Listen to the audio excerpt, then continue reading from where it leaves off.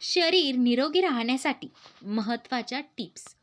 तर आता ज्यावेळी छातीत दुखत असेल तेव्हा मेथी दाणे खाल्ले की छाती मोकळी होते आणि दुखणे थांबते.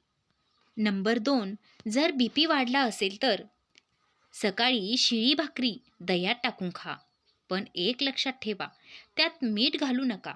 खूप फरक पडेल.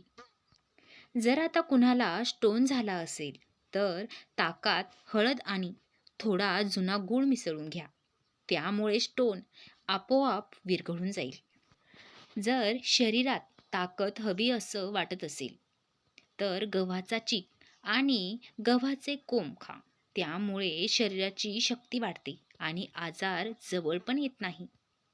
शरीरामध्ये पाणी आणि मीठ कमी पडलं की पायात गोळे येतात.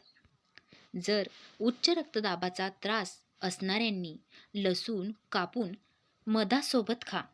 रक्तदाब आपोआप कमी होईल. हे लक्षात ठेवा की 90% आजार हे पोटातूनच होतात. पोटात ॲसिडिटी कधीही होऊ शकत नाही. ज्या व्यक्तीचे पोट स्वच्छ आणि साफ तोच पोटाचा राजा. जर थंड पाण्याने आंघोळ केली तर रक्तप्रवाह जलद होतो.